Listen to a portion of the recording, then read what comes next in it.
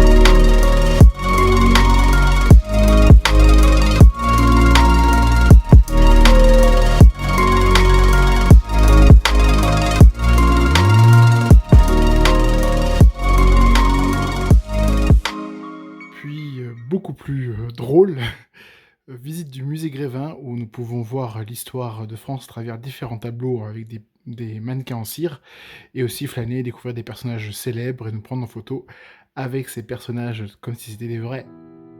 Le musée Grévin fait peau neuve, un espace totalement repensé, de nouveaux décors pour accueillir de nouvelles statues, un nouveau parcours plus interactif, autant dire une révolution dans cette institution mythique créée en 1882. Certains parlent même de la plus grosse transformation depuis près d'un siècle. Et effectivement, il était temps d'un bon lifting pour redonner leur superbe à ces statues de cire. À l'époque, c'était vraiment pour permettre au grand public de découvrir les visages des personnalités de leur temps à une époque où la photographie était encore très confidentielle et la télévision, n'en parlons pas.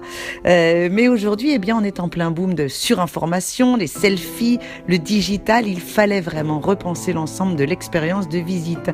Un joli lifting donc qui aura coûté la douillette somme de 4 millions d'euros et mobilisé une centaine de personnes jour et nuit pour repenser tout ça pendant un mois.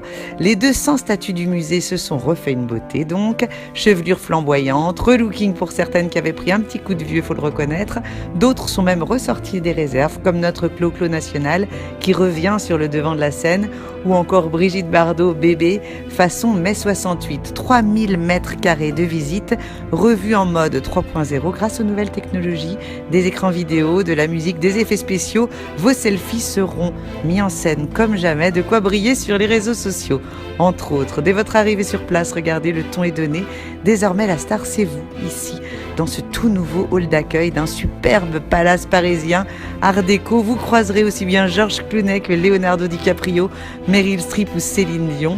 Au sous-sol, là encore, un parcours revu et corrigé qui nous plonge dans les entrailles du temps. On commence par le tout début, à moins 45 000 ans avant notre ère, en pénétrant dans la grotte Chauvet et en s'essayant aux peintures rupestres avant de combattre aux côtés de Vercingétorix ou de Jules César. Et puis vous cheminerez à travers les siècles à la rencontre de Louis XIV, vous entrerez dans sa prison du Temple, vous continuerez cette machine à remonter le temps en montant à bord de la Jeep du général de Gaulle, en descendant les Champs-Élysées pour libérer la France. Pour les plus téméraires d'entre vous, vous pourrez passer un entretien avec le président Macron dans son bureau reconstitué pour la toute première fois.